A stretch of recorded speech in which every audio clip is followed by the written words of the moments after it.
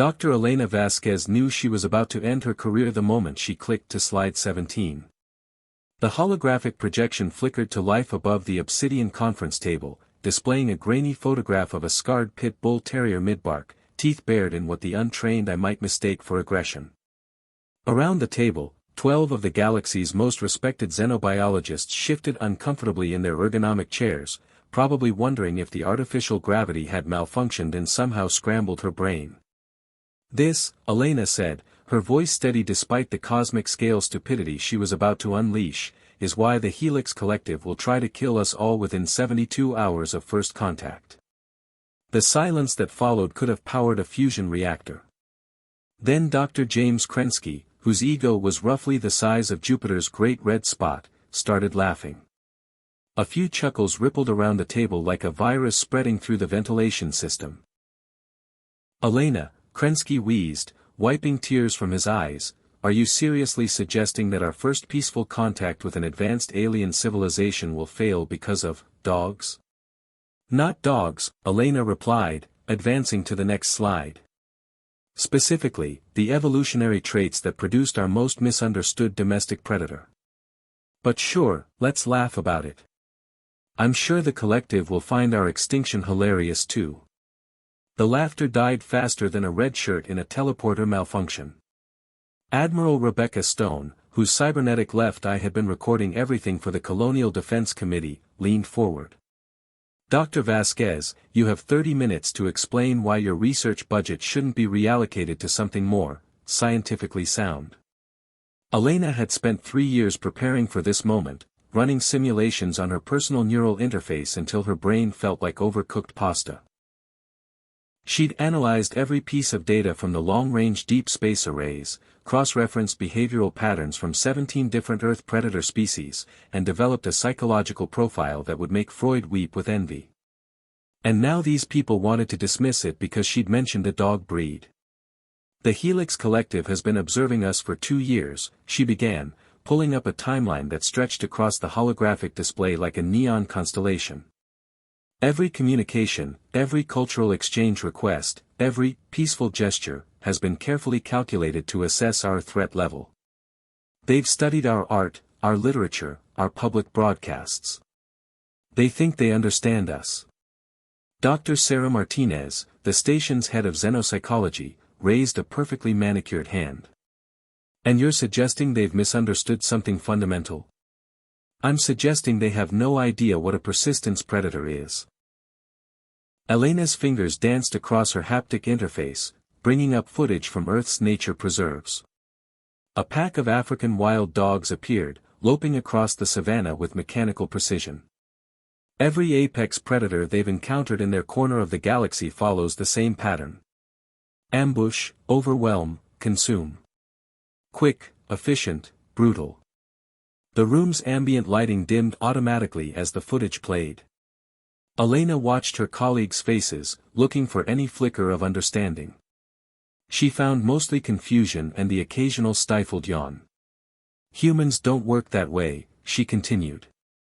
"We track. We follow. We never stop. We can run a mammoth to death across 100 kilometers of frozen tundra, or chase a deer until its heart explodes from exhaustion.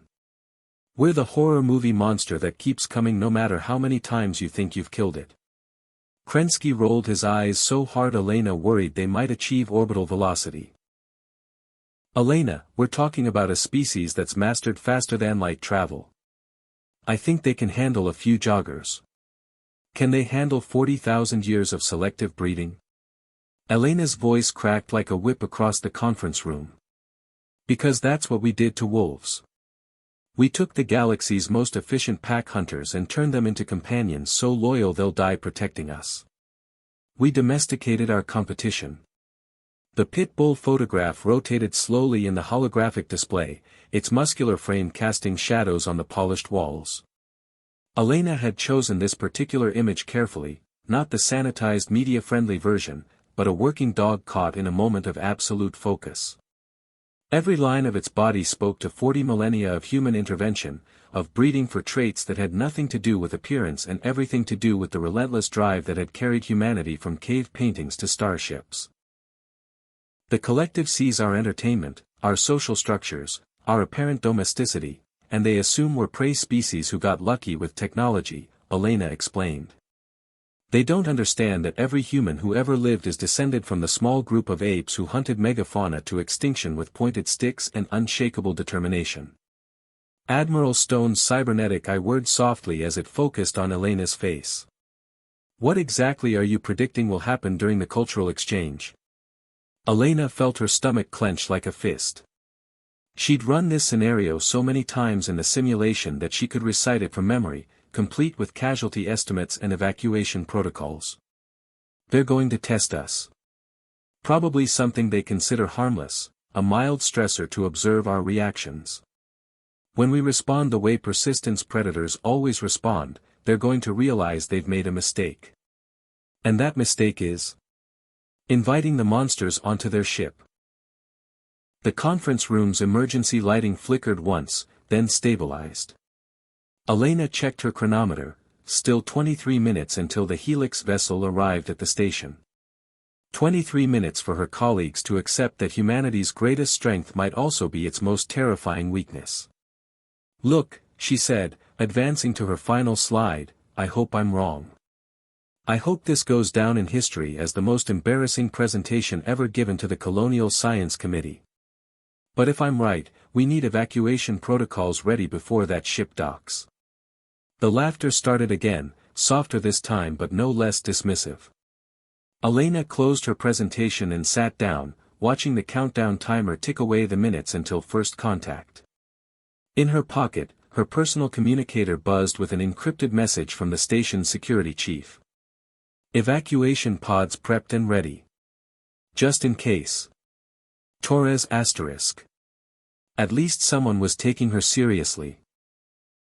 Elena stared at the conference room's panoramic viewport, where the Helix Collective's vessel appeared as a distant point of light growing steadily brighter. Beautiful, she had to admit. Elegant curves and flowing lines that suggested a species shaped by aesthetics rather than aggression. They had no idea what was coming. The proximity alarms began to sound exactly 73 minutes later. The first sign of trouble wasn't the screaming, it was the silence. Elena had expected chaos when the Helix delegation materialized in the station's main docking bay. She'd anticipated confusion, maybe some awkward cultural misunderstandings, possibly even a diplomatic incident over protocol violations. What she hadn't expected was the complete communication blackout that descended over the station like a neural dampening field. Through the conference room's reinforced viewport, she watched the elegant alien vessel pulse with bioluminescent patterns that hurt to look at directly. The ship's organic curves reminded her of deep-sea creatures from Earth's abyssal plains, beautiful, alien, and utterly wrong in the sterile environment of human space. Dr. Vasquez, Admiral Stone's voice crackled through the emergency intercom, report to the command center immediately. We have a situation. Elena was already moving before the Admiral finished speaking. Her colleagues remained seated around the conference table, probably still drafting their reports on her unscientific methodology and alarmist conclusions. They'd figure it out soon enough. The command center buzzed with barely controlled panic. Technicians hunched over their holographic displays, fingers dancing across haptic interfaces with the desperate precision of musicians playing their final concert. Admiral Stone stood at the center of it all, her cybernetic eye flickering between data streams fast enough to trigger seizures in unaugmented humans. What's the situation? Elena asked, though she already suspected she knew. The Helix delegation initiated what they called a harmony assessment 30 minutes ago, Stone replied without turning around. Some kind of psychic probe designed to measure our emotional resonance and threat potential.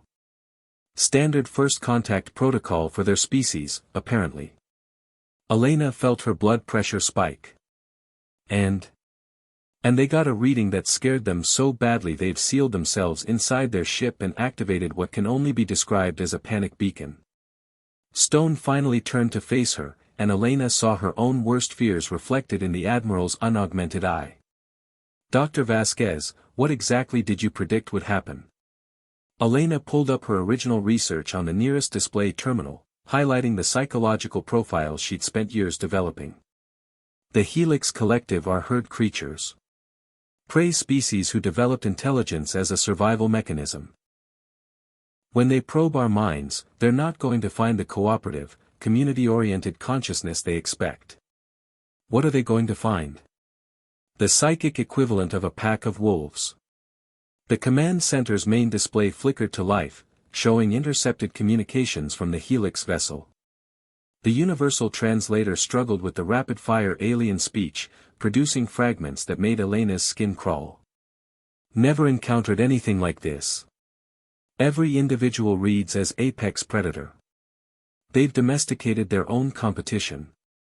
How did they reach the stars without consuming each other? Admiral Stone's cybernetic implants whirred as she processed the incoming data. They're requesting immediate withdrawal from the system. Something about contamination protocols and ecological disaster prevention. Elena laughed, and even she could hear the hysteria creeping into her voice. They think we're a plague species. A cosmic infection that spreads by turning other predators into companions. Are we? The question hung in the air like a toxic cloud. Elena thought about the Pitbull photograph, about 40,000 years of selective breeding, about the way humans had taken Earth's apex predators and turned them into willing partners. Wolves became dogs. Wildcats became house pets. Even the great raptors had been trained to hunt alongside human falconers. From their perspective? Elena shrugged. Probably. The proximity alarms began shrieking as the Helix vessel started pulling away from the station. Elena watched the beautiful, organic ship retreat into the void, its bioluminescent patterns shifting to what could only be described as panic coloration. "Admiral," her communications officer called out, "we're receiving a priority transmission from the Colonial Defense Committee. They want to know why our first contact mission just turned into a potential evacuation scenario." Stone's laugh was cold enough to freeze helium. "Tell them Dr. Vasquez was right. Tell them we're the monsters in someone else's nightmare." Elena pulled up the long-range sensor data, tracking the Helix vessel as it fled toward the edge of the system. Behind it, she could see the energy signatures of more ships, lots more ships. The beacon had been answered. "How many?" she asked. 47 vessels and counting," the sensor technician replied. "They're establishing a perimeter around the system. I think they're quarantining us." Elena felt a strange mix of vindication and terror. She'd been right about the threat assessment, but being right had never felt so much like losing. Through the command center's viewport, she could see the distant lights of the approaching Helix fleet, beautiful and terrible against the star field. "They're not attacking," she realized. "They're containing us." Admiral Stone nodded grimly. "The question is, for how long? And what happens when they decide containment isn't enough?" Elena thought about the Pitbull again, about the way humans had looked at wolves and seen not enemies but potential allies. The Helix Collective had looked at humans and seen something else entirely, a species so fundamentally predatory that it had turned predation itself into a form of love. "Maybe," she said quietly, "it's time we showed them what persistence predators do when they're backed into a corner." The evacuation alarms began to sound across the station, but nobody moved. They were 47 light-years from the nearest human world, surrounded by a species that had just classified them as a galactic threat.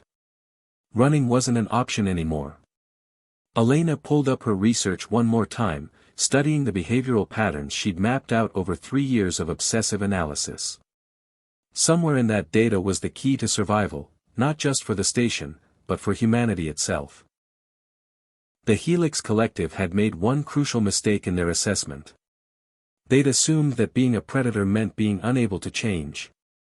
They'd never met a species that could spend 40,000 years turning wolves into companions, then turn around and convince those companions to help them reach for the stars.